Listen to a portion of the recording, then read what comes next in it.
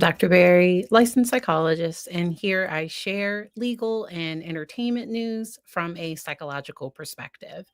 I wanted to thank everybody that recommended that I check out this case. This is a case out of Florida. I had not heard about it when it happened. Um, the Spencer Pearson, he pled guilty to his charges and he was sentenced. Oh my gosh, today's Monday. I believe he was sentenced on Friday.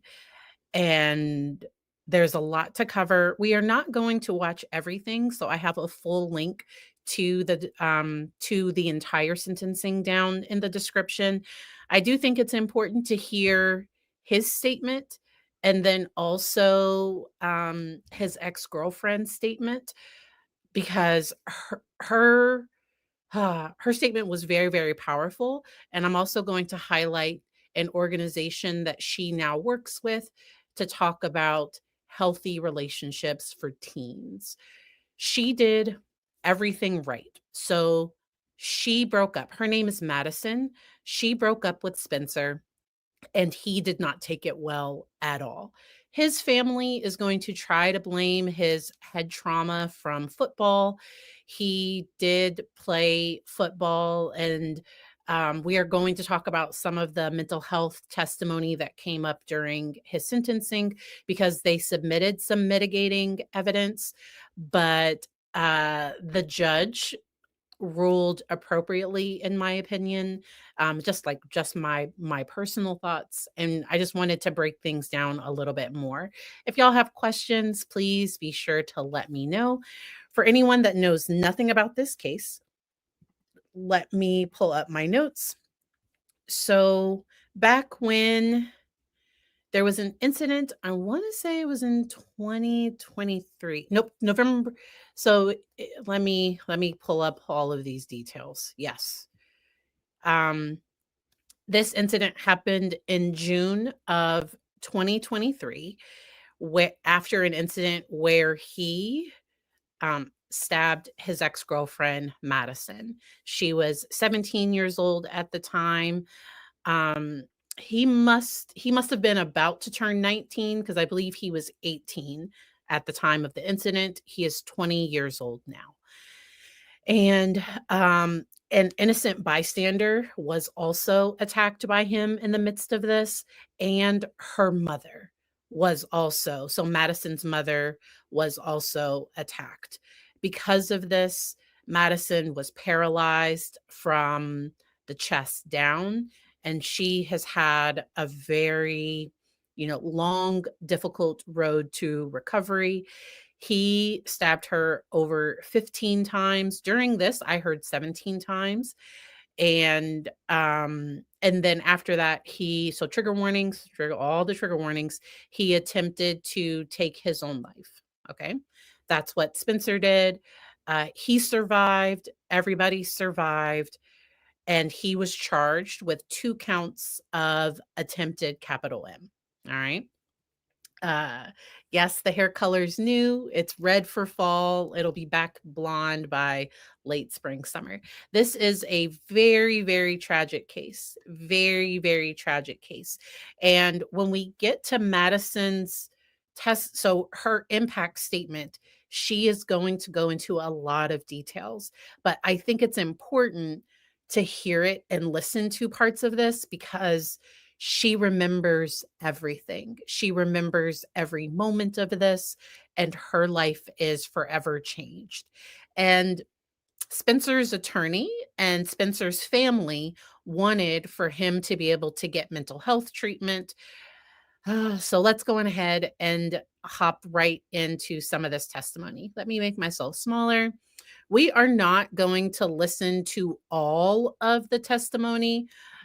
So uh, there was a detective that ran through the details.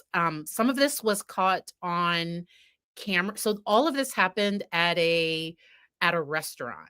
So he had been stalking her and harassed, like he had been stalking her before this, and the family was considering getting a restraining order. Like, they were looking into all of that prior to this happening. When I say he did not take the breakup well, like, that's being kind. Like, and I think even during the relationship, it sounds like he was kind of possessive, and it sounds like there were some red flags. He did have an attempt on his own life, I think, like, maybe prior to this incident, and his family is going to say that he did not go there with the intent to do this. The prosecution, I think, feels very different. So, Lisa, I think there's more attention being brought to some of this. Um, this case reminds me of the Gabby Petito case, except for the fact that Madison had broken up with him and she did not want to be with him. I think it goes beyond Sarah Boone possession, because it seems like he needed her to feel good mentally, and that's a red flag. So if in a relationship, if they're like, "I can't live without you," the whole "you complete me," "without you, I'm gonna be severely depressed and I don't wanna go on anymore." That's not healthy. That isn't, a healthy relationship. And this incident drastically changed her life forever. She was a softball player. She was unable to play her final year of softball. She was able to get to the point where she has some mobility. Like, she has worked so hard for her recovery. Um, his family gave some impact statement. So this is Spencer Pearson, sorry, Daniel Pearson, Spencer's father. He talked about the history of head trauma and the incident, and when he found Spencer and their attempts to find a psychologist.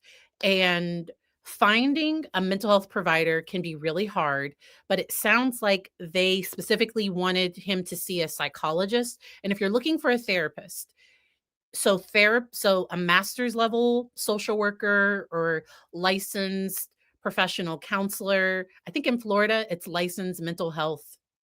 I think they have LMH C or P or something. I think it's licensed mental health professional. As long as the person is licensed, it doesn't have to be a psychologist if you're just getting therapy. And it sounds like because Spencer was hospitalized and was placed on medication, and he didn't like how the medication made him feel, and he came off of those medications, and he's now on medication while in the hospital, and all of that. Ay, and so his father gave a statement. They also played some videos of him being hit, because he did play football. There was some head trauma. Now, this is Dr. Mark Rubino. He was also the neurologist that was from the Wade Wilson trial. And based on his testimony and based on some of the prosecution's cross examination of him, it sounds like he's frequently hired by the defense to talk about brain trauma. And because he found some areas of the brain that weren't activated the way that he thought they should be. But overall, he described him having a normal brain, but that there were certain areas that could be indicative that he could have CTE later in the future. So CTE is if you've there that is after multiple head traumas, especially with high impact sports like football, individuals can be at risk for developing certain cognitive and neurological and behavioral problems later on. And while the doctor wasn't saying that the head trauma caused him to do these things. The doctor was submitting evidence that he might need some surgery, because he mentioned something about like cerebral. I don't. I'm not a neurologist, but he mentioned some things. mm, it is, yes, thank you. Ah, thank you. Y'all are the bomb. Chronic traumatic encephalitis. Like, that's what he said, but he also admitted that there wasn't any that wasn't a cause. That wasn't a direct cause of why he did what he did. Because he also did 2 psychological evaluations. So the first psychologist, okay, boy, so that was to her. Boy. Let me see. This is Madison's softball coach. And then we have Dr. Harry Crop. I'm gonna try to get him a good pause. There we go. So this was a psychologist that met with him for over 18 hours. He does neuropsychological testing, and he mentioned possible autism, but also that he had severe social anxiety and major depression with psychosis. The other mental health expert disagreed with the autism diagnosis and um, the autism diagnosis and my brain is going, uh, the psychosis. So we are going to get there in just a moment, because this doctor gave him the personality assessment inventory, the PAI. He gave him the MMPI. And on both of those tests, Spencer had rated himself, like, it was kind of that cry for help profile that makes it invalid. And so he explains why he thinks that might have happened, but he did provide a valid PAI, personality assessment inventory, for the second. So it was in the parking lot. So this happened in the parking lot. She did not know that he was there. She was actively avoiding him. Her and her mother got there first, okay? And she is going to talk about because for some reason she just wanted her mom to go with her. And her mom seem to have this like sarcasm. Like, you can kind of see she probably has a dark sense of humor. So when we get to her statement, she will explain a lot of this more. I just wanted to get through some of the mental health testimony. Um, so he mentioned that there were high levels of exaggeration on certain questions. As I mentioned, he diagnosed him with major depressive disorder with psychotic features, social anxiety, and autism spectrum disorder, and that he continues to have SI, thoughts towards himself, and that there were features of psychosis, that he was paranoid, that he thought people were breaking into his car, but he mentioned that might have actually happened, and that he had a history of hearing voices. But the way that he described the voices, and we are going to listen to part of the second expert's testimony where he's just feeling like it wasn't actual psychosis, that it was a little bit different. And so we'll listen to that in a moment. After Madison broke up with him, he went into a severe depression, and the doctor said that he was exhausting and possessive. Like, if I'm remembering, if my notes are correct, that's what the doctor mentioned. And that he recommended therapy twice a week and group therapy for him to work on how to interact with others. All right. All right. So now let's go ahead and get to the second mental health expert. And we will go from there. All right. I'm going to press play here. I'm going to turn the captions on. Shows us is that when someone experiences hallucinations, they also have delusions. Let me go back a little bit. Sorry. Because he's going to, he was able to hear the testimony of the first expert, and they are going to refer to it. All right.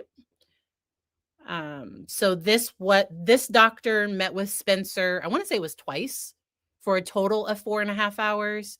This is another psychologist that is giving his And so obviously, I think we're going to be able to skip past a lot of the historical stuff here, but I'm going to ask you, you heard all of the records Dr. Kropp reviewed, jail history, law enforcement records, all of that. Have you reviewed that same set of records? Yes. Okay. And did you evaluate Spencer Pearson in this case? Yes. And can you tell the court how many times and kind of the time and how that broke up? Sure. I went to the jail the first time on Dr. September. Davis, can you do me a favor, just adjust the microphone? Sure. Thank you. I went to the jail the first time, September 13th of this year, met with him for about 2.5 hours. And then saw him a second time at the jail for almost 2 hours, an hour and 53 minutes. And then most recently, I saw him at the jail October 3rd of this year for about 35 minutes. Okay, all right. And did you interview any other people in Mr. Pearson's life to get that historical background? I interviewed his parents also on October the 3rd for 54 minutes. I'm going to cut right to it, Dr. Davis. The diagnoses that Dr. Kropp discussed of Spencer Pearson of major depressive disorder. I know you agree with that general diagnosis, but how do you disagree, if you do, from Dr. Kropp on some of the qualifiers? Well, Dr. Kropp testified that he diagnosed Mr. Pearson with major depressive disorder with psychotic features. I disagree with the specifier of psychotic features. I don't believe that Mr. Pearson has suffered from psychosis. And how so do you disagree? I'm going to refer to my report. Yes, sir.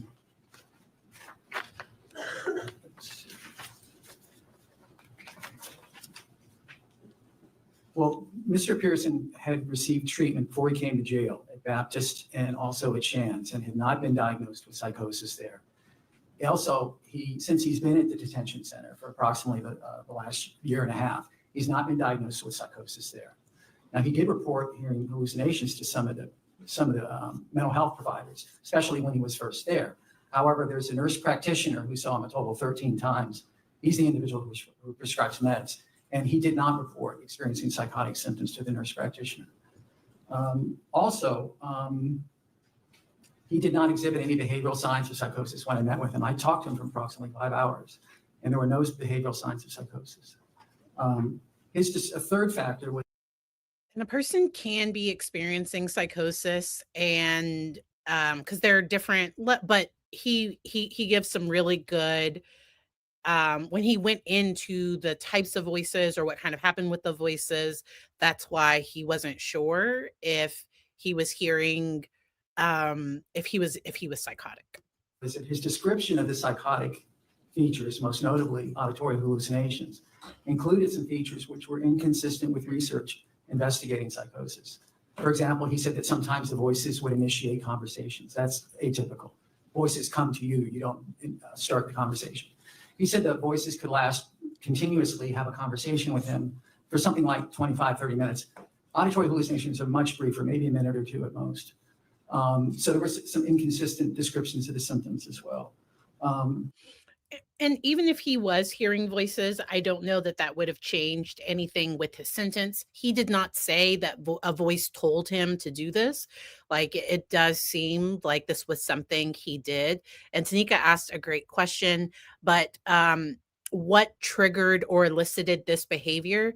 So she was his first real relationship, and it sounds like he wrapped his identity into being in a relationship with her. And when she ended it, he did not accept that. And what I mean by he did not accept that, he then wanted to punish her. So he attempted to, I don't want to say the words on YouTube, but he attempted to take, like, he was in a closet and he attempted to do something, and he texted a picture of this to her, and then also text his dad goodbye. And so his dad realized what was happening, and his dad was able to take him down. But it seemed like he blamed her for him not being happy. And so everything he was doing was pushing her further and further away. Because let's say for some reason, but like everything he was doing, like I said, was pushing her further and further away. All right. Um, I am not sure how long the relationship was.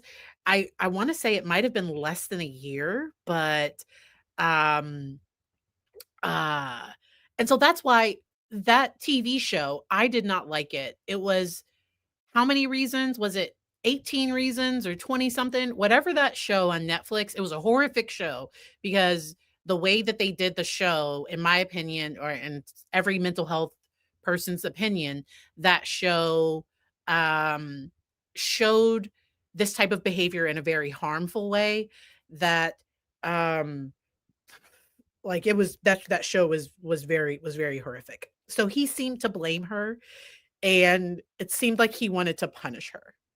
But, like, for other people to hurt the way he was hurting, but it was 13 reasons. Thank you. Yeah. I was like, "How many reasons was it?" It was some amount of reasons. Yeah. That show now, while the things depicted in the show could definitely lead to something, the way everything was depicted in the show, it was it could actually increase those types of thoughts. It was a tie. It was a necktie. Hey, Kurt. All right. So let's keep going with this testimony. He didn't express delusions. A delusion is another psychotic symptom. It's a fixed false belief that's clearly inconsistent with reality.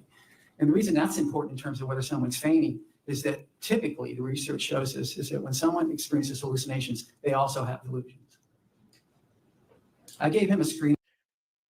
And I haven't looked into the specific research on that. That when people are psychotic, that they normally also have delusions. Um, but this expert seemed to come off credible. The other expert seemed very compassionate as well. But Test. It's called the Miller Forensic Assessment of Symptoms Test. The acronym is the MFAST. And that his score on that screening test was suggestive of feigning symptoms. Another factor was that he told me that he had been experiencing hallucinations since middle school. And yet, when he was subsequently evaluated at Baptist and also by the nurse practitioner at the jail, he denied experiencing hallucinations. So that's inconsistent. I gave him, or he completed a more comprehensive test, the personality assessment inventory, the PAI. That test was, he responded. And I mentioned that he was valid on this test and not valid on the other test. This doctor is also going to go through the autism diagnosis. And to meet criteria for autism, you have to have repetitive behaviors, you have to have certain criteria. And this doctor did not feel that he met all of the criteria for autism spectrum disorder. And so that's why he went with the diagnoses that he went with. Um, so the defendant's mother also testified, and all of this is for sentencing. So he pled guilty, and they did not go through a trial. He pled guilty, and he did not claim insanity. So nobody is saying his mental health caused him to do this. They are just submitting mitigating factors to attempt to get a lesser sentence. So Madison's mother spoke, and she was also severely um, harmed in this incident and ended up in the hospital. And her brother gave an impact statement as well. This is Madison's brother. And then I want to start this part of his testimony because this is the innocent bystander that um, that really saved everyone's life. Like this innocent bystander intervened in this attack in a parking lot, and his actions were very heroic. He now has a severe injury that he has to live with for the rest of his life. Trigger warning, I think they're going to show a picture of his injury, okay? Like, so I think they're going to show a picture of it. Let's go on ahead Um, so the defense is going to ask for 12 years. The state is asking for life. Um, so it was only an obsession when it came to her. There were no other obsessions. There were no other signs of anything else. Everyone else in Spencer's life described him as like this meek, nice, kind person that he so there is on his side of the courtroom, there are, I'm not good at counting people. Let's say there are like 50 people. So he has a ton of support. And when he gets the sentence from the judge, that side of the court is going to get very, very distraught. Okay. So in other aspects of his life, he seemed to function okay. But in this relationship, he was not a safe person.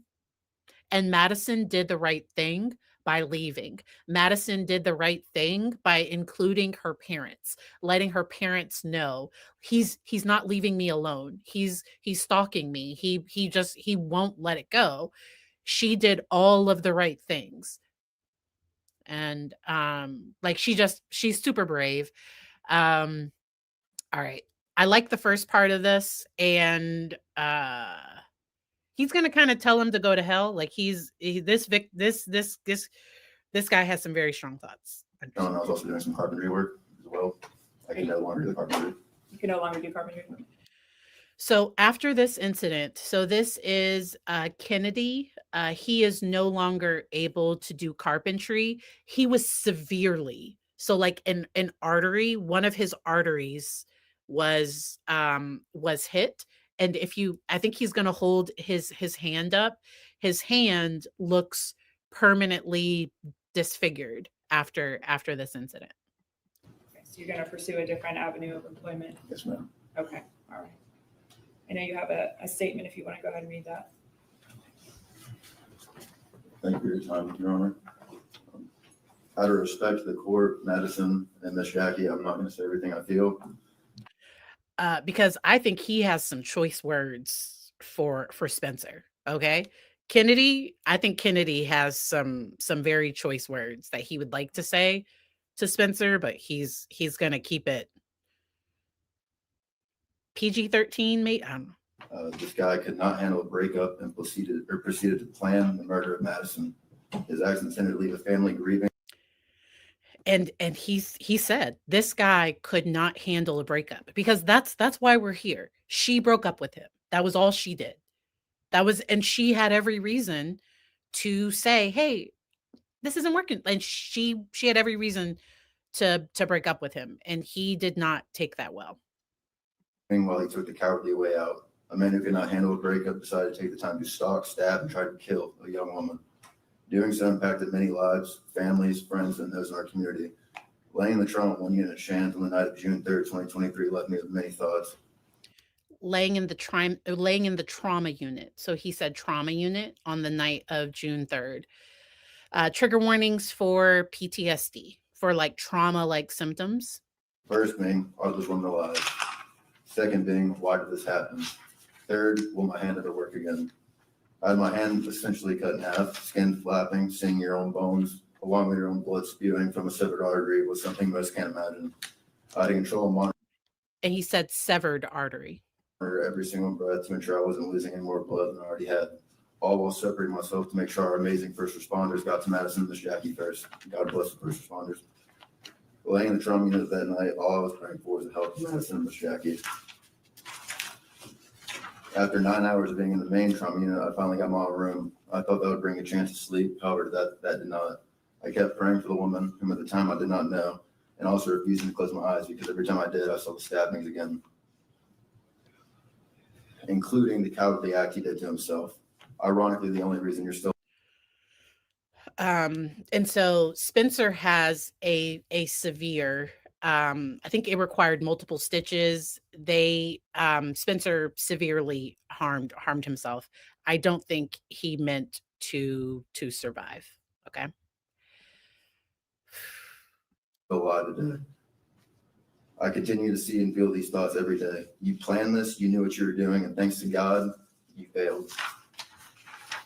You failed at your planned murder attempts, you failed at your own suicide, and you will remain a failure until you see God and he sends you to the devil. Madison and Miss Jackie's road to recovery has been something I wouldn't wish upon anybody except you. To close things out, you thought you were going to kill people that day, but instead you blew on an amber that sparked a fire inside of Madison, and that fire will continue. God bless the court. I know the proper sentencing will unfold. Thank you, sir. Thank you.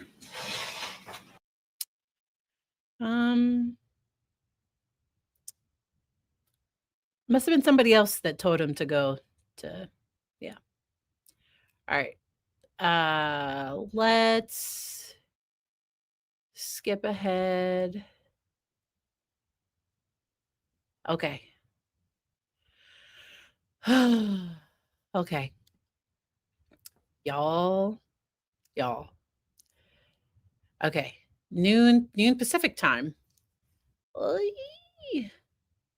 Because that would be 3 p.m. Eastern. So uncivil, I will DM. I'll message you. I'll message you if that works for tomorrow. I will message you. All right. Let's see. I want y'all to prepare yourself. Madison is probably so this impact statement is going to be a lot. Okay. So I just want everybody to prepare.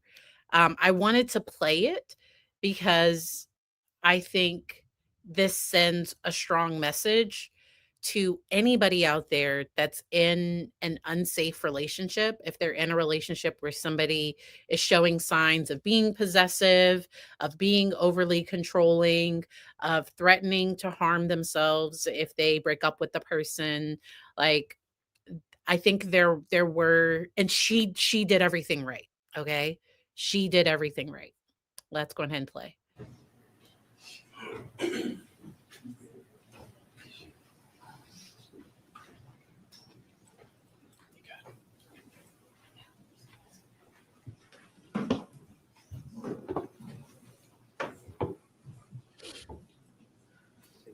You okay? Go ahead and have a seat.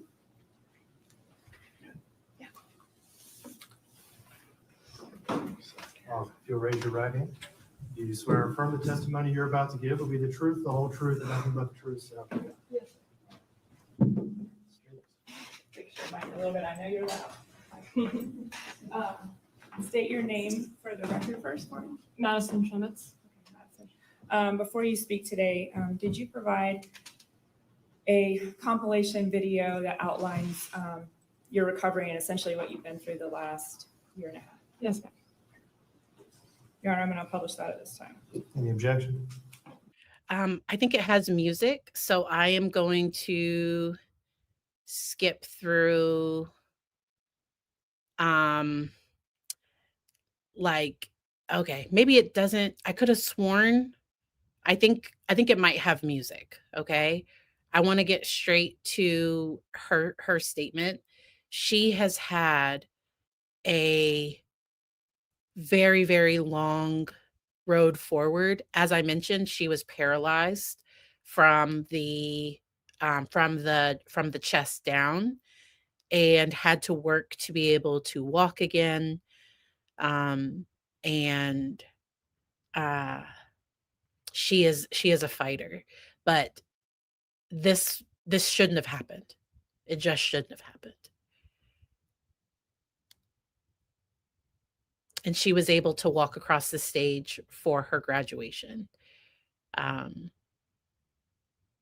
have the link down below for anybody that wants to go back and watch that video. Your Honor, I'd like to begin by saying thank you. Thank you for your time and commitment these last 538 days.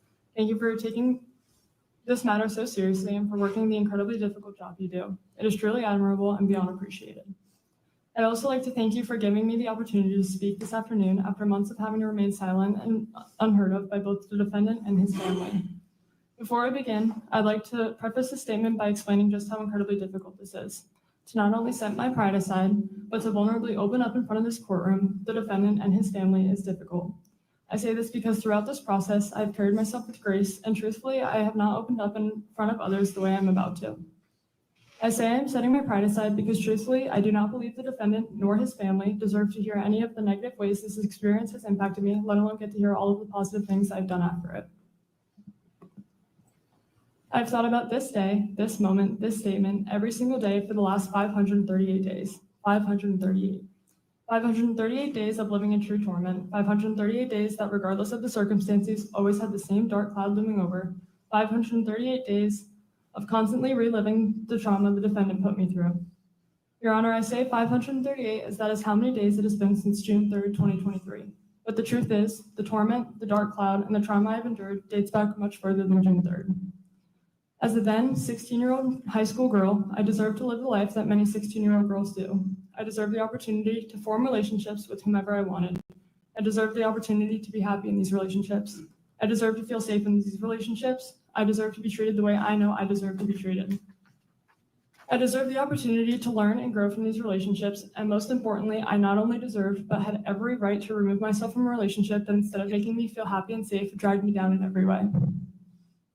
My trauma truly starts from within my relationship with the defendant, even prior to June 3rd, 2023.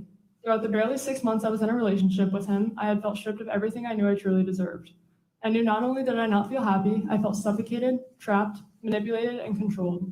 I knew that the relationship was giving me far less than what I deserved. As someone who truly takes pride in the human they know they are, I knew I had every right to put myself first and leave the relationship. Yet what no 16-year-old girl deserves is to experience fear while ending a relationship. But once again, I was that 16-year-old girl who was forced to experience that fear. One date that specifically comes to mind in the days following the end of the relationships is April 4th, 2023. Not even 24 hours after the breakup, the stalking began. As I innocently sat in the Davis Park parking lot with a few friends after a softball game, the defendant decided to show up. Not only did he show up uninvited, he showed up unannounced and unwarranted. In that moment was the first moment I had felt that fear. I knew I did not deserve to fear. As I began pulling out of my parking space to head home was when I had noticed the defendant's appearance. I rolled down my window and asked him what he was doing, as he responded with the same question. I told him I had been sitting there talking with friends. I proceeded to then ask him if I could call him when I arrived home, as I felt an overwhelming sense of uneasiness being alone, late at night, in a dark parking lot with only the defendant.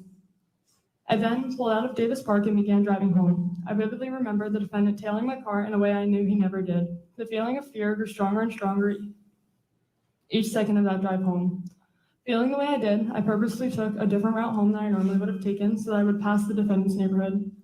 As I drove past, I hoped he would put on his blinker and make that left-hand turn in to go home, but by no surprise, he didn't. He continued to follow me. Feeling unsafe and unsure of what to do, I turned into the closest parking lot, knowing I absolutely did not want him to follow me home. Ironically enough, I pulled into the same plaza that Mr. Chubby Swings is located. I began texting the defendant, begging for him to stop following me, and very clearly telling him that he was scaring me. Still scared and unsure of what to do, I called one of my best friends who I knew was awake. I called her and explained to her what was going on, how I was feeling, and how I was unsure of what to do. This was when she told me to come to her house. As I drove through the plaza with the defendant still making every turn I did, still tailing my car, I decided to go to my friend's house. I pulled out of the plaza onto A1A, driving in the opposite direction of both my house and his, and headed to her home. I continued to tell the defendant to go home and told him I had to deliver a science packet to my friend. Yet he did not turn around, nor did he go home. He proceeded. Um, Brooklyn asked a really great question. How aren't these clear signs that something is wrong? How could everyone say he never showed any signs? To me, anybody that spoke on his behalf did not fully understand her perspective. She was terrified before June 3rd. Like, he had done things before that date. And I think even within their 6-month relationship, it's my understanding that he was overly controlling. And social anxiety doesn't make you do that. Or and I don't know if that's why one of the doctors assessed him for autism. Like to me, in the relationship, I think he felt more comfortable when he was with her, and she was popular, and I think he just wanted to be with her, and he didn't want her to be with anybody else. And that's a red flag. That is a problem. That's definitely a problem in my opinion. So, like, but on the football team. So I guess he was a star football player. He was well liked within the school, but oy, oy. The judge is going to make some really powerful statements, and that's what we're going to listen to. So we are going to listen to the defendant's statement because he spoke after her statement, and then we're going to listen to the judge. To demand for me to go home and inform me that he knew that that wasn't on my agenda for tonight, and that I need to be home after my game, and that was my agenda. He continued to follow me up until I turned into her neighborhood, and I watched as he went into the gas station right beside and sat there for some time. The moment I pulled into her driveway, panicked and shaking, I saw her, and that was the first moment I felt some sort of relief and some sense of safety, knowing her parents were right inside and were aware of what was happening. After sitting in her driveway for some time, talking through what had just happened, I knew the defendant had finally gone home, and I finally felt comfortable enough to head home myself. Speaking to the defendant following his actions that night was frightening, upsetting, and frankly all over the place. His reasoning as to why he followed me home changed every time, whether it was making sure I got home, wanting to see if I was doing something behind his back, or just so happened to be going home that way anyways. I believe that night speaks volumes about the defendant and his behavior following the end of the relationship. With this incident being not even 24 hours after the breakup, the 2 months following remained equally as torturous and frightening. As the stalking did not stop there, it had only just begun. Feeling that same fear every single time I wanted to leave the house is not something a 16-year-old girl deserves.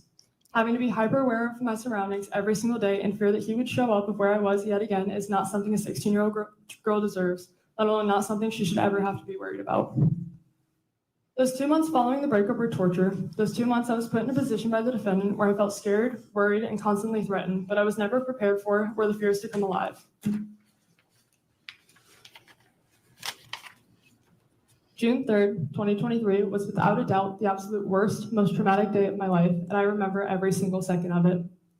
As a 17-year-old teenage girl, on a Saturday in the summer, my day started as any other day would have for me. I had one of my best friends I met through softball in town to spend the weekend. We had stayed up late and woke up early, excited for the plans we had made for that day. Once we woke up, we got ready to go to the beach. The day was windy and almost cold for it being a Saturday in June. After some time being there, we both got cold and decided we would leave the beach and go join our moms and brothers at my community pool. We got there just before 1:30 and hung out for a while, simply just enjoying time together as these were friends we did not get to see often. During this week in June, the Women's College Softball World Series was happening. Eventually, we decided we would go get something to eat and watch the games happening that day. This decision, unknowingly, became my life or death decision, and I had no clue. I remember going home sometime between 2:10 and 2:50 to change out of our bathing suits and get ready to go to Mr. Chubby's Wings. And by 2:53, my friend and I were in the car blasting California Girls by Katy Perry on the way to the restaurant. I remember sitting at the stoplight, leaving my neighborhood, and texting both our moms asking if they would come with us. I remember my mom responding saying, "You just want me to pay for your food," which although may have been true, I had this feeling that they just had to be there. And to this day, I am still unable to fully explain why I felt so strongly about wanting them to come with us.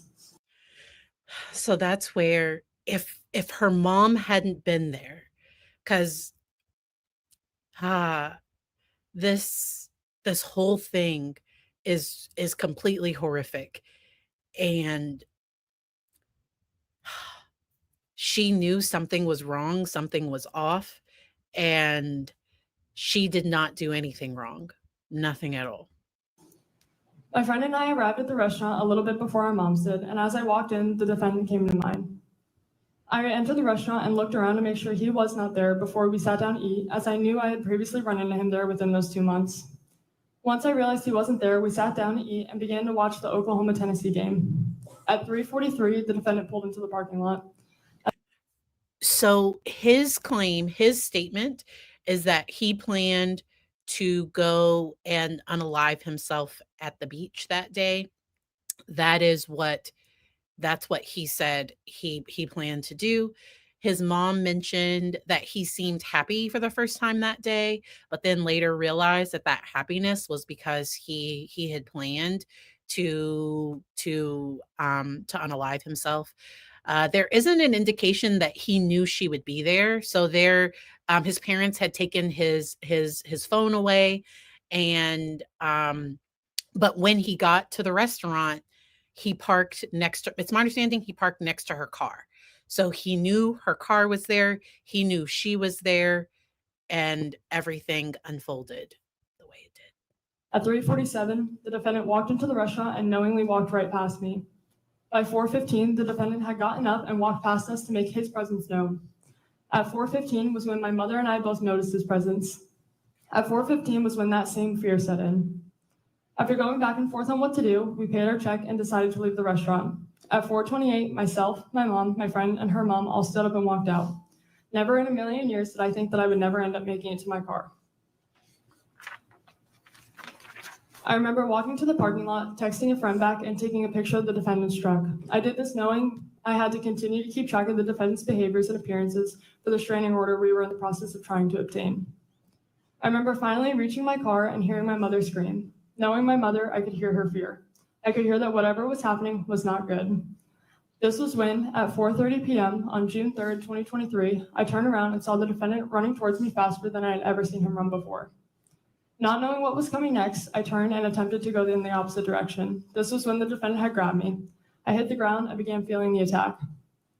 I remember being on my hands and knees, begging for the defendant to get off me, with my screams slowly becoming more and more silent. I remember staring at the ground, my thoughts being muffled by my mother's constant scream. The scream that had first alarmed me did not stop throughout the entirety of the attack, and frankly, I can still hear it to this day. I remember hoping for the pain to stop and feeling my mom pulling him off of me. I remember finally being let go and falling to the ground because at that point, my body had been paralyzed. Little did I know that me being let go in that moment meant my mom was now being made another victim of the attack. I remember laying there with my eyes closed, blacking out until the defendant began stabbing me again. Your Honor, a 17-year-old girl should not know the feeling of getting stabbed. Your Honor, I should not have to remember the feeling of my body being inflicted with a knife over and over again. I remember feeling an impact against my mother, the defendant, and I, which was the moment Kennedy Armstrong had ultimately saved our lives. I remember finally opening my eyes but still being unable to see. I remember asking my mom to get off of me because she was now actively bleeding onto my face and into my eyes. I remember finally realizing I had been stabbed and that I could no longer feel my legs. I remember the moment I realized I was paralyzed. I remember struggling to breathe and formulate words. I remember telling my mom I could not feel. It's my understanding she had a punctured lung, I believe she had a punctured lung, because her injuries were significant. Okay.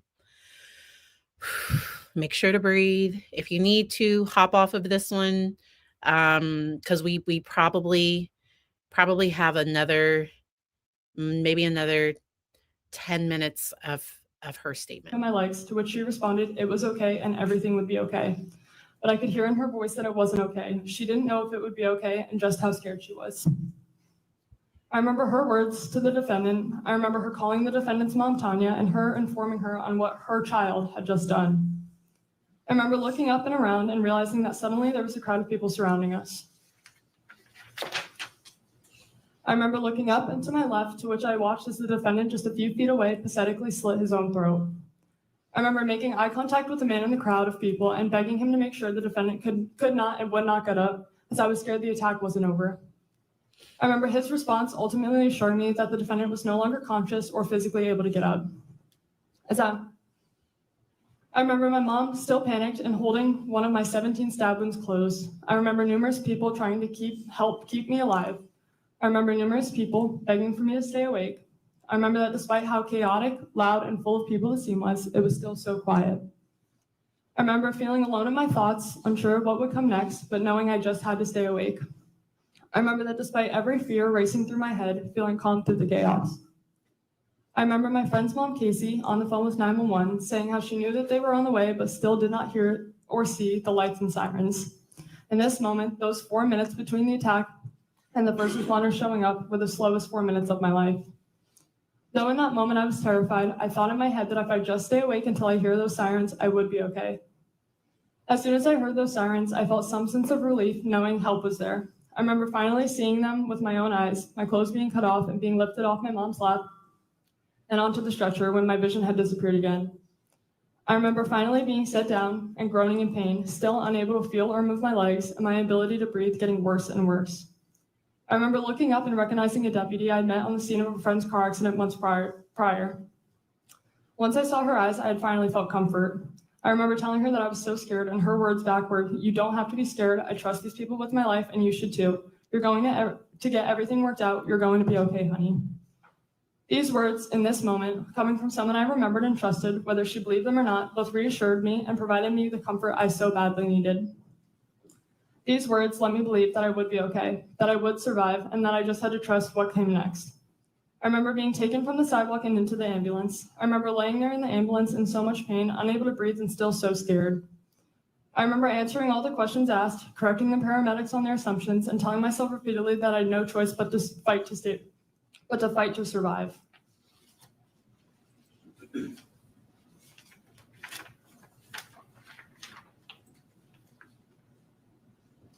I remember praying and telling myself that I had to survive. If not for me, for everyone in my life I knew would not be okay through my death. I remember begging God to live. I remember telling myself that I could not close my eyes, as I was terrified that if I did, I would never open them again. I remember listening to the paramedics talking amongst themselves about what to do and waiting as the helicopter arrived. I remember hearing the helicopter arrive and being transferred from the ambulance to inside the helicopter. I remember the oxygen mask, the neck brace, and the headphones get put on me. I remember that because of the neck brace, the headphones didn't fully cover my ears. I remember the sounds from the helicopter. I remember the loud sounds from the helicopter, yet the world was still so silent. I remember my stretcher being tilted backwards to keep the blood in my head. I remember time moving so slowly. I remember being unable to speak or hear, but so badly needing to know what was happening. I remember limply waving my hand in the air to hopefully get a life-flight medic's attention, and once I did, he removed one ear of my headphones. I asked him how much longer till we arrived at the hospital. I remember him telling me just a few more minutes and putting my headphones back on me. Just a few more minutes. Those few minutes were in slow motion. Those few minutes still full of so much fear. I remember finally landing and being taken inside Memorial Hospital's trauma bay. I remember laying there all alone with no familiar faces as the doctors and nurses fought to save my life. I remember being poked and prodded and just lying there wide awake listening. I remember holding a nurse's hand until she had to assist those around her. I remember somehow finding her hand yet again and just holding on to it. I remember having an allergic reaction to one of the medications given to me. I remember being told to try and move my toes, to which I still couldn't. I remember staring directly at the trauma surgeon's eyes as he sliced my side open and inserted a tube into my chest to help me breathe. I remember not screaming nor making any noise, just simply staring and watching as the chaos unfolded around me. I remember finally my mom limping into my room, covered in blood and kissing me on the forehead. I remember the feeling that gave me as the last time I had seen her, we were both bleeding out on a sidewalk.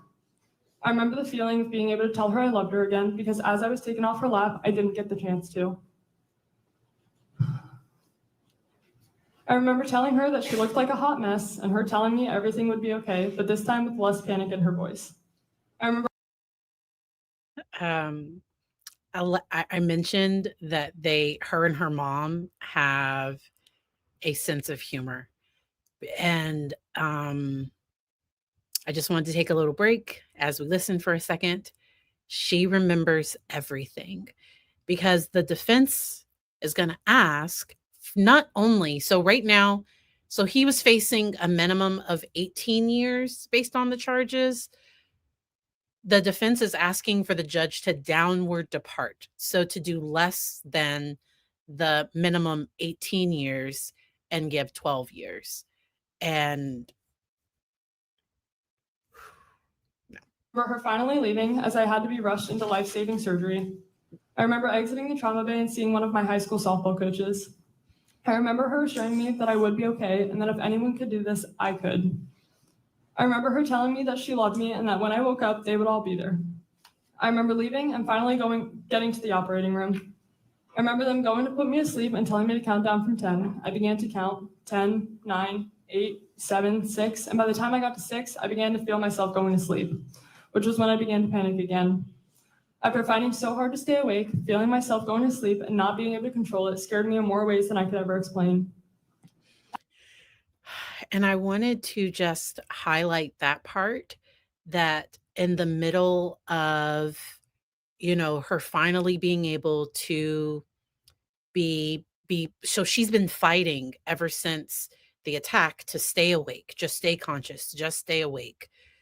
And then to be given medication that's to let her go to sleep so they can do surgery.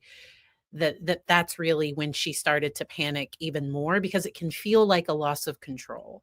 And that's where some, because she had physical trauma, and now within this situation, I've never worked with somebody that's had something this severe happen, but I've worked with people that have had bad experiences in a hospital, that then it made it difficult to go back and get similar treatment. So let's say if somebody had a bad experience with anesthesia and they have a procedure that requires anesthesia, sometimes we do a lot of therapy around just that past incident, and then any fears or concerns they have about a future incident. I had that same fear that if I closed my eyes, I would never wake up again. Despite the panic, I eventually fell asleep. And once I woke up, I remember being alone in a hospital bed, freezing, thirsty, and desperately needing chapstick. A nurse had come over bringing me ice chips and a strawberry flavored chapstick. I remember eventually being taken out of that room and brought for a scan. I remember laying there in a dark hallway with two men listening to the screams of another trauma patient brought in that night. I remember being put into the scan and finally feeling calm. I finally was able to close my eyes and rest after the torture my body was just put through. I remember listening to the sounds of the machine, unable to move and just sleeping. I finally was taken out of the machine and brought to see my family. They took me up to the floor my mom was on and wheeled me to her doorway. I remember being greeted by smiles from my parents, two of my brothers, both of my coaches, and a friend's mom. I remember seeing through their smiles and realizing just how distraught, scared, and overall devastated they all were. It was heartbreaking. I remember looking at my mom, smiling, and once again telling her she looked like a hot mess.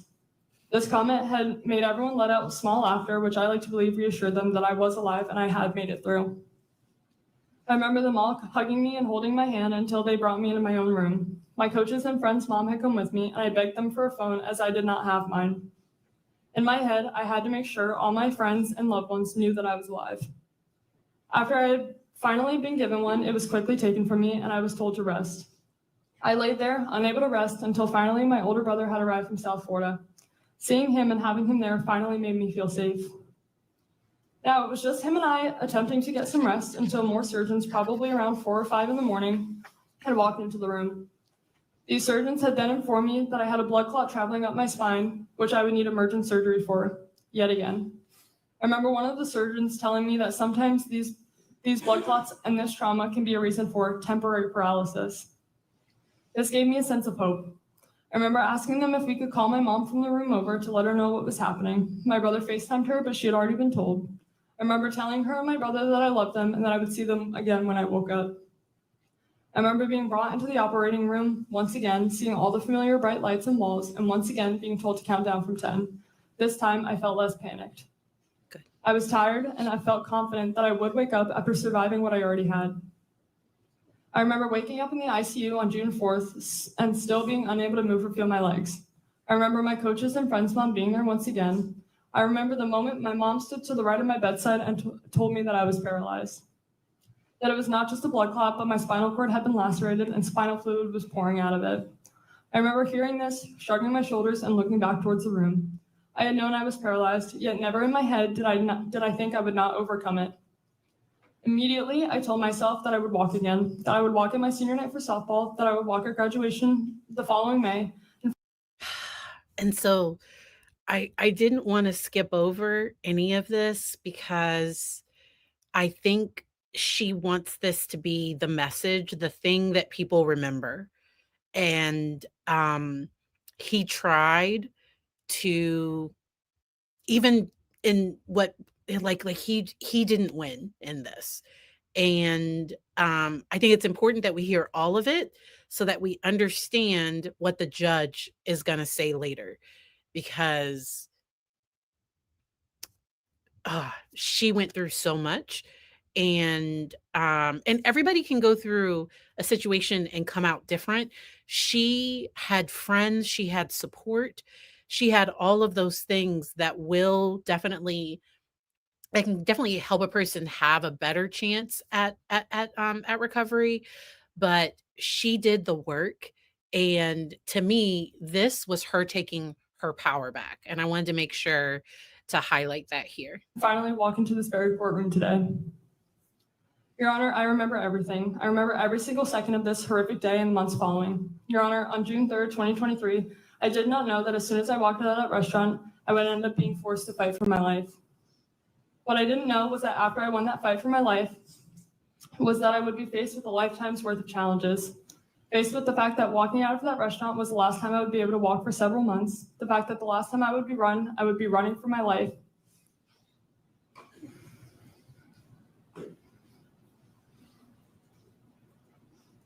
The fact that every single day following, I would have to continue to fight for my life, for normality, and to gain back every ounce of independence I once had. Your Honor, someone once told me that my independence was just my ego, but that has always remained far from true. Never once had anyone ever insulted the independence I had always been so proud of. Your Honor, the person who made that statement sits in front of me today. The same person who not. So the defendant said her independence was her ego. That's a huge red flag. Like that is, ugh. Not only took away my independence for some time, but it attempted to take my life. On June 3rd, 2023, the defendant attacked and stabbed me 17 times with the intent of killing me. On June 3rd, 2023, 538 days ago, I survived the attack and have continued to not only survive, but to live every single day I know I am so blessed to live. Your Honor, those months following the attack are still vivid. The mental and physical battles are still vivid and so real. In the days following the attack, I was still stuck in the ICU. I remember all the doctors, visitors, interviews, and so on. I remember the feeling of having to be rolled to have my bandages changed and tubes moved. I remember the feeling of having both of my chest tubes pulled out of me. I remember the feeling of having one of my chest tubes being pulled out of me just to be put back in. I remember the smell of the matted blood that had set in my hair from the attack. I remember being unable to sleep despite every effort. Every time I tried, I was quickly interrupted by the same reoccurring image of the defendant running at me on the day of the attack. I remember the moments I would be able to fall asleep. I would wake up screaming, being awoken from the same nightmares that I was being killed by the defendant or one of his family members. I remember one night specifically when I had woken up, finally thinking I had slept through the night, just to come to find out that I didn't actually sleep soundly, but instead woke up screaming every few minutes, begging no, screaming stop, and that I was dying. I remember my first shower that took probably 5 hours and the help of probably 5 people. I remember when physical therapy started. I remember being lifted out of the bed for the first time in a Hoyer lift and into a wheelchair beside the bed. The feeling of both my chest tubes being pulled and the feeling of the almost 100 staples in my back being pressed up against the Hoyer and the chair, the pain almost unbearable. But I did it. Something so small as getting out of bed and sitting in a chair for 20 minutes felt nearly impossible, but was such a huge win. Every day after that was full of their own trials and tribulations, each day just as challenging. Physical therapy at that point consisted of just simply sitting up, something you all are doing right now, but at that time, something that was physically impossible for me, as every muscle to do so was paralyzed from the attack. I remember the pain that I felt just sitting up, the piercing pain I felt in my chest each try, each breath. I remember every family member, every friend, and every healthcare worker who gave everything that hour just to make it somewhat bearable for me. Despite the physical and mental pain that it took, they still somehow made it just a little bit better.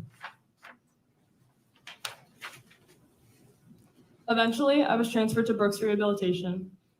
I remember the fear of uncertainty, being moved to an unfamiliar place with unfamiliar people, unsure of how long I would be there or what the intense rehabilitation would look like. The emotional toll that came with each step, the overwhelming sense of helplessness, and the constant fear of what was next. The moments when I wondered if I would ever feel like myself again, if I would ever walk how I used to again, or be able to live through a day without being reminded of this trauma. And yet through it all, I also remember the moments of hope, the small victories, and all of the support from those around me. These memories, these moments, they stay with me forever and they shape who I am every single day. I remember being transferred in the late afternoon, so it was quiet. I remember, despite the silence, hearing the screams of another patient down the hall who was quickly transferred, as the Brooks workers were also aware of how that could scare someone with the trauma I had. As the next day came, therapy began. 3 to 5 hours of occupational and physical therapy consumed my time. The goal started small, but the therapy was intense.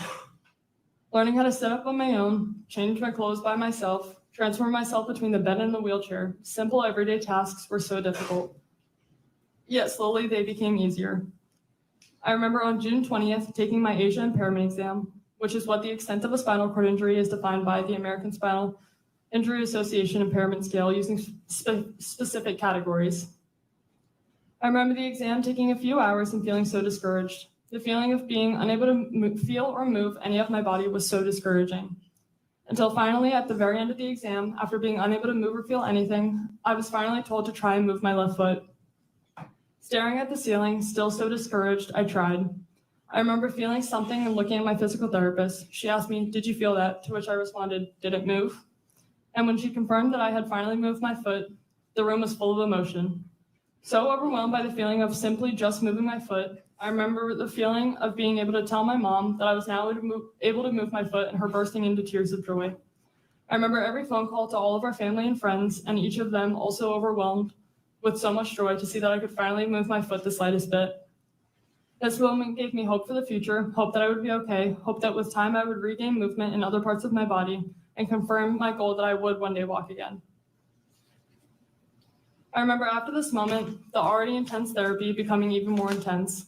The hours spent every day trying new things, strengthening each part of me, and accomplishing more and more. Each day, my left leg got stronger to the point where they were able to stand me up with assistance, and with time, on June 30th, I attempted to take my first steps with assistance. Though slow, painful, and incredibly difficult, every day after that was a new goal reached, new progress, and a new step forward. Finally, after over a month in the hospital and in rehabilitation, on July 7th, 2023, I was sent home. On that day was the first day I addressed both the community and the media. On that day, I said that there was no looking back, how incredibly lucky I am to be alive today, and how each day I would take it as its own opportunity to live and make a difference in the world, and how I am determined and confident in myself that I would reach my goals to one day walk again. And every single day following, I've continued to stand by these words. Every day, I make the choice to be positive, and I've used this trauma to help inspire and motivate others despite everything I go through personally, daily. After addressing the media, I was finally able to go home. Going home was a new battle, learning how to adjust to my new life, my new way of life in a place that was a reminder of everything that used to be was difficult. On my second day home, I was sat in my room crying and finally moved my right leg. I called my mom into my room, and once again, she was immediately brought to tears. Once again, I got to experience calling all of my loved ones and sharing with them another huge victory. That following Monday, I started outpatient rehabilitation. I was in the pediatric day program at Brooks Rehabilitation, to which I attended physical and occupational therapy Monday through Friday for 3 hours every morning. I attended this program until December of 2023, when I switched to their Neuro Recovery Center and continued to do physical therapy there up until today. Throughout these programs, I fought every day to accomplish my goals, one of those being to start my senior year on time with the rest of my class. And just as I fought for, I was there on the very first day, along with everyone else. Going back to school was an adjustment. I had to see all the kids I had grown up with for almost all my life, but they looked at me differently now. I was no longer just Madison, I was the girl who got stabbed. I dealt with looks, comments, questions, but I always understood. This isn't something that just happens, nor is it something that should ever have to happen. Yeah. This kind of trauma isn't something that kids should have to adjust to, nor go through. But at the end of the day, in so many eyes, I was still Madison. Over time, as kids adjusted to having me back, school became easier, but managing both school and rehabilitation was difficult, as I still attended therapy every single morning and always did my best to still be at school when therapy was over. This was overall both physically and mentally draining, but I did it. Because the last thing I would do is let the defendant take more away from me than he had already taken. I attended as many school events as I could, and although they were rarely ever enjoyable for me after the attack, I still went, and I tried every day to live my life as I would before. Yet it wasn't as easy as I make it sound. I dealt with anxiety in public places and in large crowds, scared that if something were to happen, I would no longer be able to protect myself. I now had to worry about things other kids never had to worry about, like would there be stairs? Could I maneuver a wheelchair through this? I could no longer go and hang out with my friends whenever I wanted or partake in activities I was able to before. I was unable to play softball my senior year of high school, the sport that had been my life since as long as I can remember.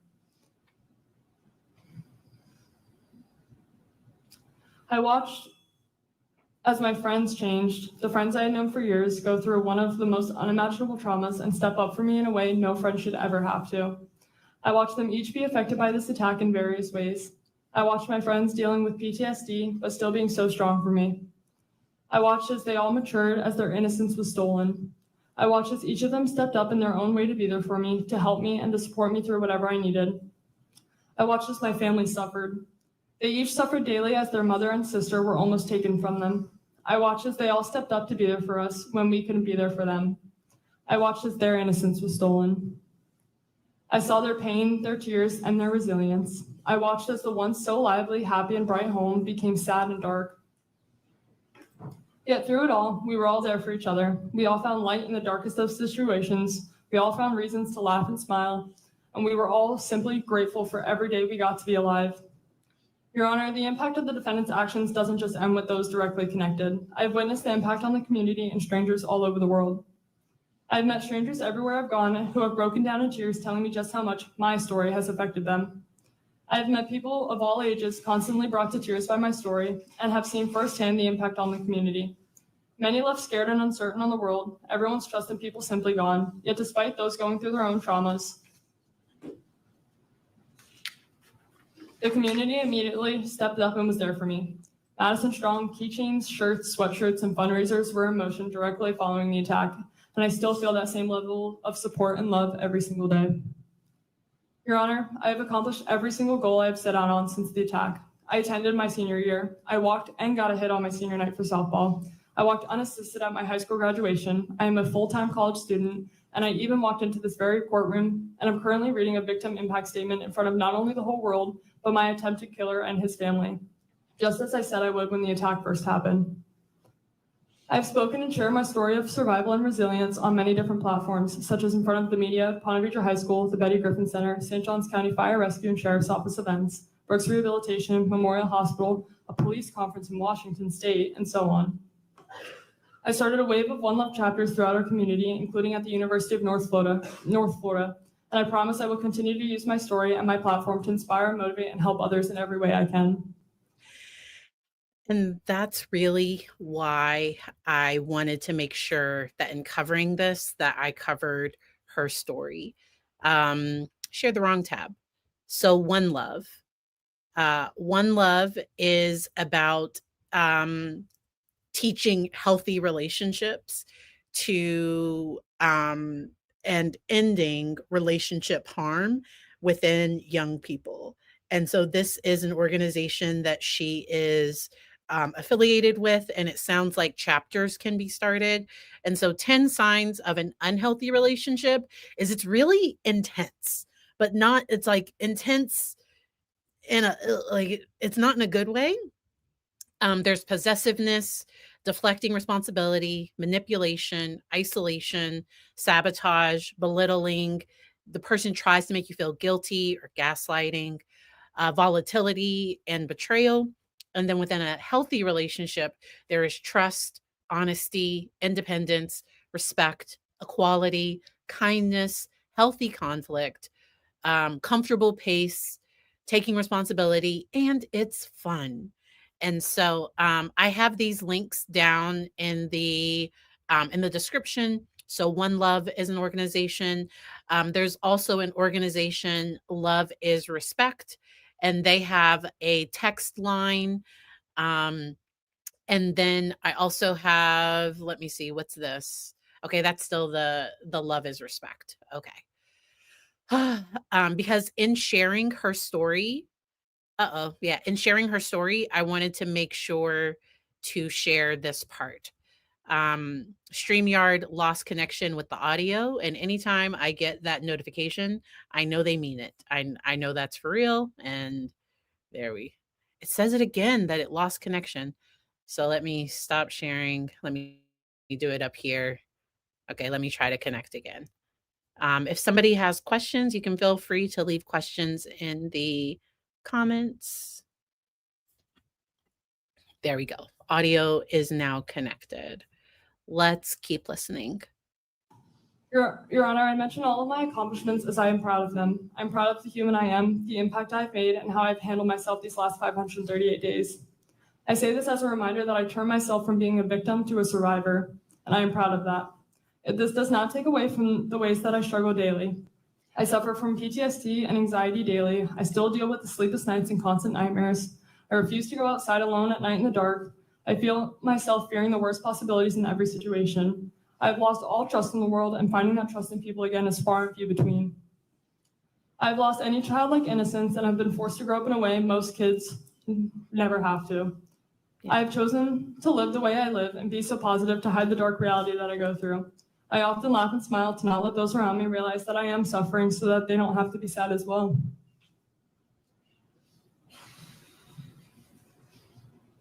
I deal with mental battles every day about my physical state and what my future may look like.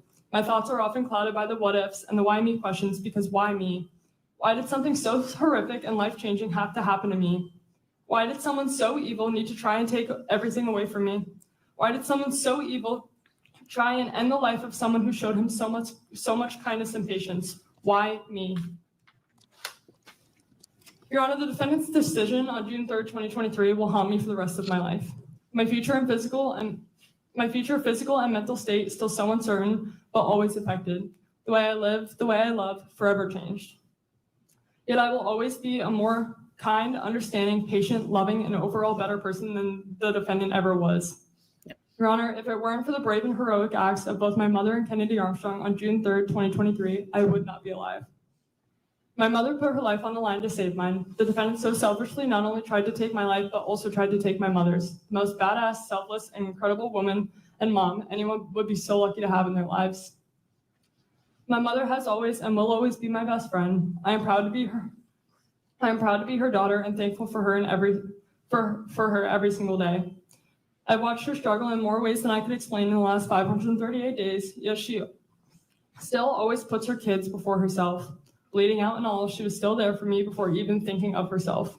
She slept right by my side for over a month and was there through every single step of it all. Without her, I would not be here today, but without Kennedy Armstrong, neither of us would be here. Yeah. A complete stranger so selflessly ran towards the screams, ran towards the danger, and saved both of our lives. Kennedy, you are truly one of the most brave and amazing human beings I have ever met. Despite your own trauma, your own physical injuries, and every way this attack negatively impacted your own life, you always remained so selfless. You always reminded us that you were here for whatever we needed and never wanted any praise or recognition, but you are the hero. You are the reason we are alive, and you are who reminds me every single day that good people do exist in the world. Yeah. Words can never explain just how beyond thankful I am for you and your family. I thank both my mom and Kennedy for being my heroes that day. Two people who are so incredibly undeserving of the evil actions that the defendant showed on June 3rd, 2023. And his life, so Kennedy's life is forever changed. Now I think because he was severely injured and he has to change careers. He was doing carpentry, and the impact of his injury, and I keep touching my hand because he had an artery severed, and his hand, he doesn't have full movement. I think it's his pinky. I think it might have been something somewhere here, but he doesn't have full movement. And wow. Your Honor, I could talk for hours on end about the way that the defendant has negatively impacted each of our lives. But I think after each of these impact statements, it is apparent, it is real, it is constant, and it is daily. Every day is a reminder of the trauma we all endured on June 3rd, 2023. Every day I'm affected by the physical and mental impacts of the defendant's actions. And every day is a reminder of just how cruel, monstrous, and evil the defendant truly is. There is no excuse for his actions. There will never be an excuse. On that day, the defendant chose to try and take my life. He chose to try and take my mother's life, and he chose to severely harm a good and innocent stranger. Your Honor, I can confidently say I am one of the least deserving human beings to have to go through what I have been forced to go through. Your Honor, this is something I will have to deal with for the rest of my life, something I should never have to deal with, and something the defendant should never have the opportunity to do again. Your Honor, on June 3rd, 2023, I was given my own life sentence by the defendant, and I plead with you that the defendant receives the same justified sentence and deserved punishment. Thank you.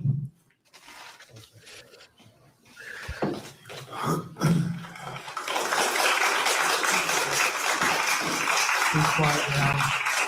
Ladies and gentlemen, please sit down. Please sit down. I have never seen because I think this is a bailiff in the courtroom. Like, her statement was so powerful. The judge has to appropriately ask them to, like, so the judge has to keep order in the court, but her statement was so powerful. And so she does have a cane. She is able to walk, but she needs assistance. And she just dropped her cane, and they got it for her.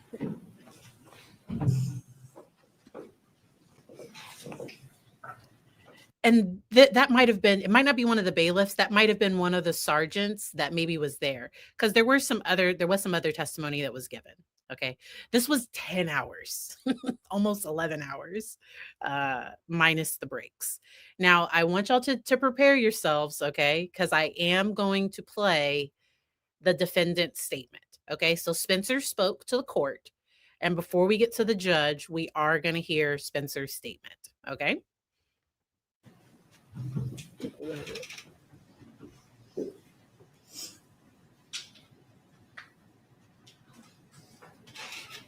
State any additional witnesses? Any additional witnesses for the defense? No witnesses, but Mr. Pearson has no accusation. All right, would he like to come to the witness stand? Of course. It's up to you. You prefer. So that's Spencer. All right.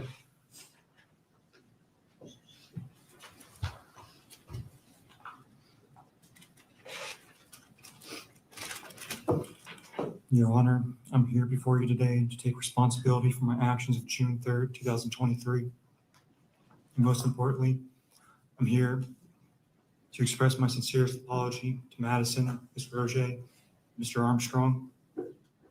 I'm sure June 3rd was the worst day of their lives. It was also the worst day of mine and always will be. On this day, I hurt 3 innocent people. I think of my terrible crimes committed every second of every day. It's on my mind constantly, and this will never, ever change. I pray that Madison, Ms. Roget, and Mr. Armstrong make full recoveries. I can't begin to imagine what I've put them through and the negative effects I've had on everyone involved. I understand the anger and hatred they all have for me.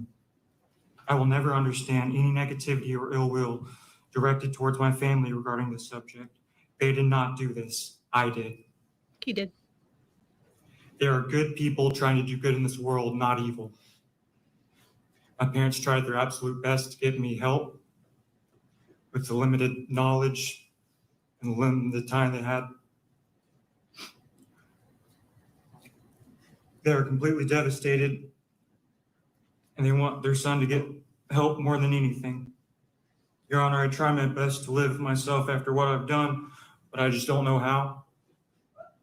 I need serious help, and I have for a long time. And I'm so sorry for what this has come to, and I'm so sorry for my actions. I ask for forgiveness, and I ask for mercy. I ask for the chance to get help so I can return to my family and do good in this world. Thank you for your time. That's all I have to say. I didn't Thank see you, any Mr. tears. Pearson. So he gave his statement. Any additional witnesses for the defense? The defense is going to ask for the judge to downward depart, to give less than the minimum 18 years and give 12 years plus 15 years of probation. The state is going to ask for life, and we are going to skip ahead to what the judge's decision was. So the courtroom is packed, and so I think I'm backwards. Okay. So this side of the courtroom, I don't know if it's left. So the side behind the defendant, that is so that's his support, and then the right side, the way I'm looking at it, is Madison's support. Yeah. And the family is not gonna like, so Spencer's family is going to get emotional with the sentence. I agree with the judge 100%. Court TV, you couldn't have added when the judge came back. Okay, here we go.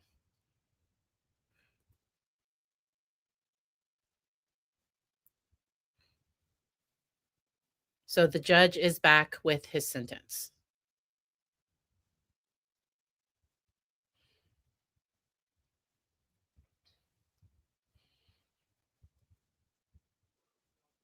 Okay, the judge is here. I'm waiting for the feed to come back. Because he starts talking. There we go. Are there any matters that we need to address before the court imposes sentence from the state, from the defense? Is there any legal reason why this court cannot impose sentence at this time, Mr. Kaczargas? No, Your Honor.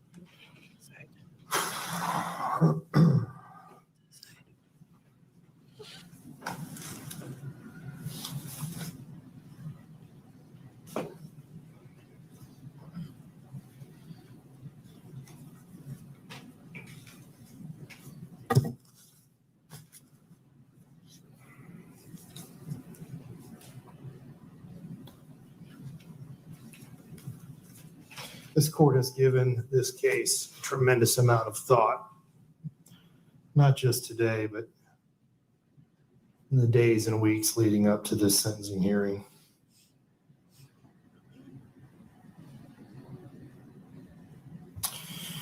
This is a difficult case. This court has faced several very difficult cases recently, and this one is no different.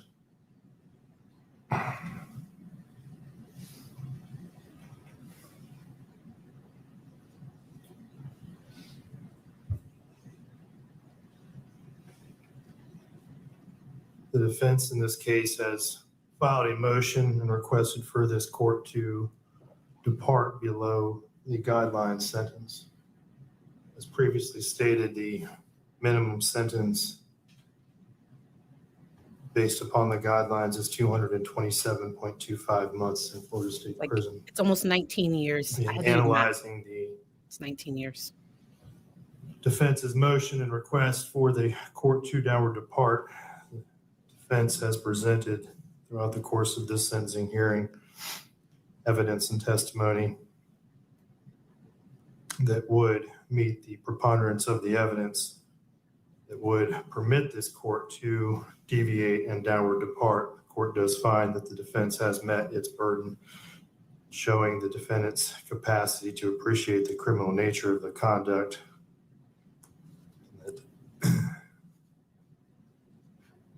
He does require some specialized treatment for a mental disorder that is unrelated to substance abuse or addiction or for physical disability, and the defendant is amenable to treatment. So he is diagnosed with anxiety and depression, but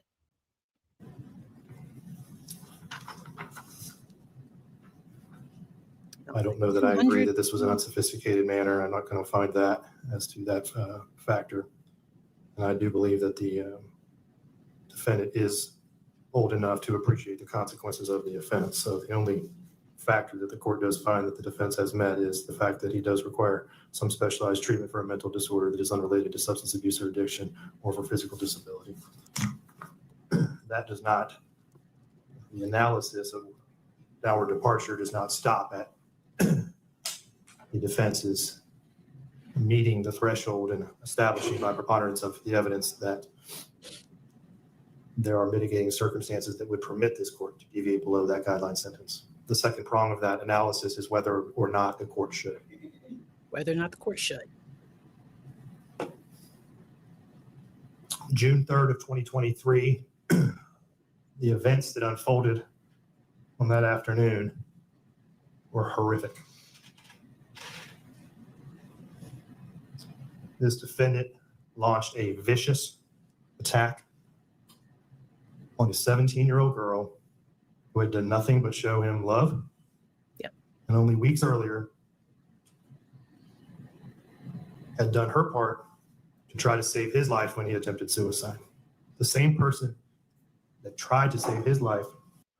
Because when she got the message that he was going to unalive himself, she reached out to his mom.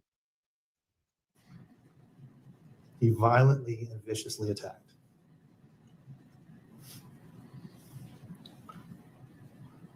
Many folks in this courtroom have declared Kennedy Armstrong a hero. This court has no quarrel with that assessment. Kennedy Armstrong is most certainly a hero. Yeah. And but for his actions and the actions of Madison's mother, this defendant would have successfully killed Madison Chimmons.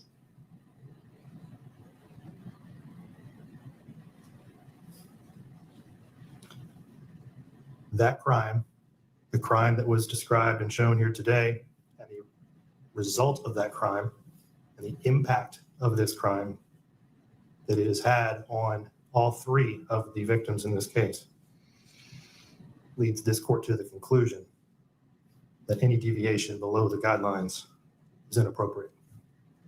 So So the I'm judge is not declining- going to downward depart. Denying the defendant's motion for downward departure. No.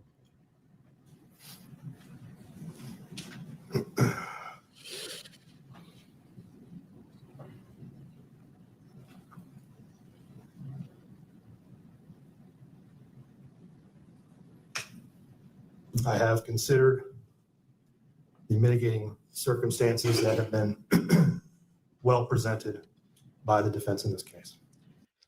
But like getting hit a few times in football does not make you a stalker. Like I don't. Mm-mm.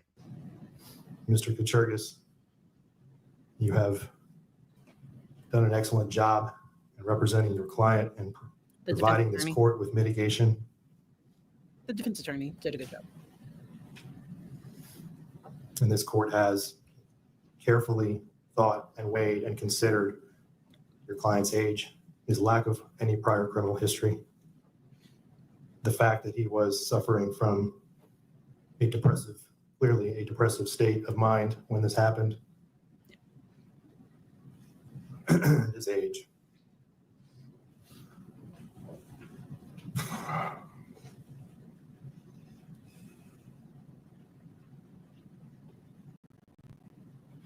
This court does not impose a sentence based on vengeance, as was mentioned, that courts are not here to sentence out of vengeance.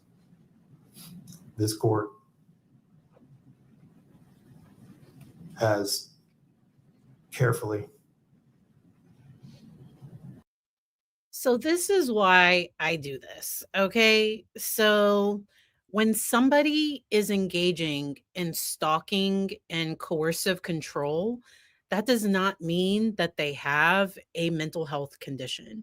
Or if somebody's anxiety like they need treatment.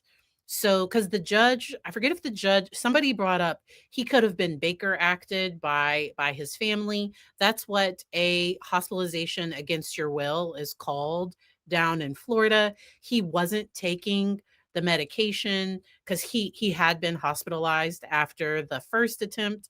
And so I do this because just because somebody has a mental health diagnosis does not mean that they're going to do a crime or that they're going to be found not guilty if they do a crime. And so don't do crimes. Don't do crimes. Somebody breaks up with you, let them go. Like don't do these things. He had an unhealthy connection to her. It was not a healthy relationship and he needed help. And but then he did all of these things and he's going to have a consequence for that. And so don't do crimes, and mental health is not an excuse. So to me, there's no, and they weren't even claiming not guilty by reason of insanity. They weren't claiming that he was legally insane at the time of the crime. Yeah. So I'm not attacking you for your statement. I'm just saying sometimes when things like this happen, we run to like, oh my gosh, there has to be something in a book that's wrong. Sometimes people just make bad decisions. Sometimes people just do the wrong thing. And so that's why I like to talk about these cases. Yes, yes, yes. And so all love, but I wanted to highlight, because sometimes something like this happens, because I recently covered Chloe Driver's case. And Chloe Driver, she did attempt a not guilty by reason of insanity when she unalived her daughter, and then also attempted to take herself out as well. And the jury found that yes, she does have a mental health diagnosis, and she's guilty beyond a reasonable doubt. And they did not find that she met the legal criteria for not guilty by reason of insanity. And so I try to take, the statement "that's crazy" out of my vocabulary, because it can stigmatize mental health. And a lot of people that have mental health conditions, like, he could have talked with a therapist. He could have, and would he have still have done what he did? I don't know. But that's why within psychology we have something called the Tarasoff decision, where if a client tells me they're going to harm somebody, or that they're having thoughts about harming somebody, I have a duty to warn that person. Because of a case of a possessive, I don't even know if he was an ex-boyfriend, but or if he was just stalking somebody, but yeah, that he wanted to date. It was a whole thing. But yeah. He was not on medication. The family was having trouble finding a licensed therapist. He was getting peer mentoring through Here for Tomorrow. There's an organization in Florida called Here for Tomorrow, and that was what he was receiving, but it was not, it's my understanding it wasn't with a licensed therapist. Thought about all of the mitigation in this case, Mitigation. but the crime that was committed,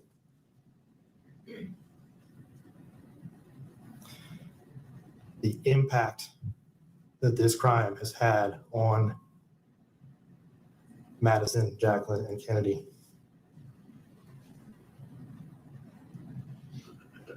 it just far outweighs any of the mitigation that this court has considered. There are just certain crimes that are committed that merit the maximum possible sentence. And this court finds that this is one of them. Spencer Pearson, you have entered a plea of guilty to 2 counts of attempted first-degree murder with a weapon. As to counts 1 and 3 of the information, you are adjudicated guilty. You are sentenced to serve the remainder of your life in prison. As to count 5, you are adjudicated guilty. You are sentenced to serve 30 years in Florida State Prison. All sentences are to run concurrent with each other. Madam Clerk, please reflect that he has 536 days that he has previously served and impose the standard felony court costs. Mr. Pearson, you have 30 days to appeal the legality of this court sentence. If you wish to appeal but cannot afford an attorney, one will be appointed for you. This court is adjourned.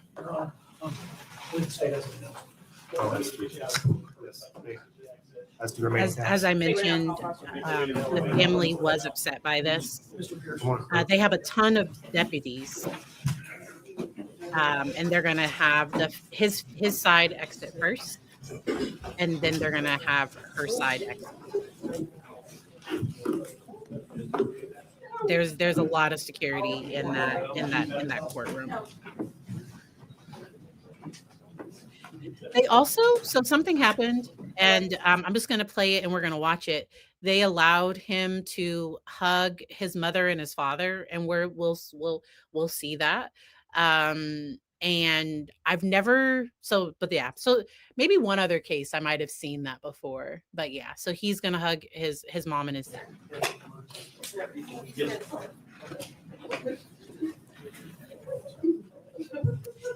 And I think the family's concerned that he might do something to, like, he's probably gonna have to be on watch while he's in jail. So that's his father. His father is in the suit right there. That's his dad. And his mom is blonde. We'll see her in a moment.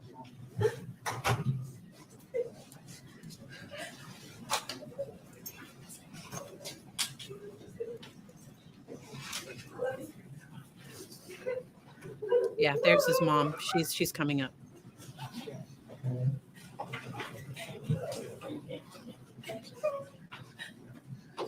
They're gonna let him.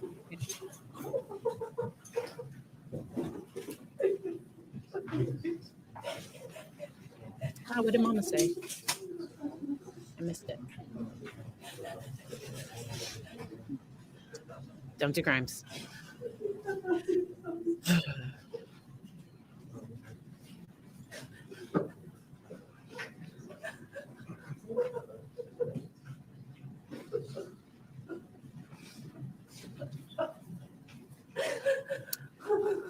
Yeah, I skipped by it. His mom and his dad both spoke for him. If you want to check out the full victim impact statements, there I have the link to Court TV down in the description.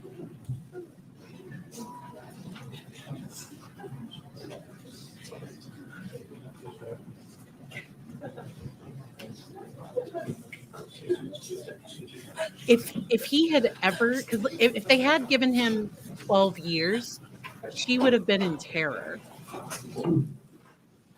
And Madison still has a long recovery, a long road ahead.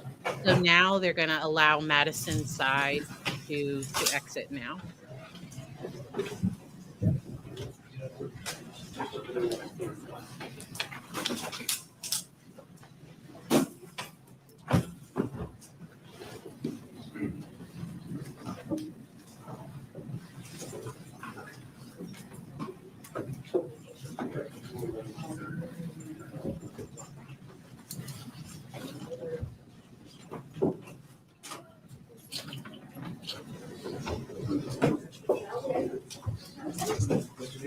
And so, yeah.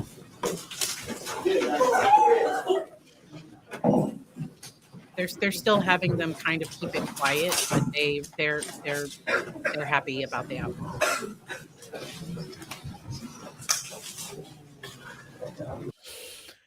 All right.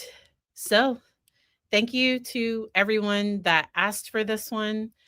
Oh, and there was a press conference after. Okay. So be sure, if anybody wants to check it out some more, be sure to check out the press conference that happened after. This case was a really, I hadn't heard about it at all. Somebody mentioned it in the comments. Someone specifically wanted me to talk about relationships with teens. And finding mental health treatment, and they did bring this up, that it was difficult to find somebody, and the parents specifically were looking for a psychologist. So it's going to be harder to find a psychologist than just a licensed therapist.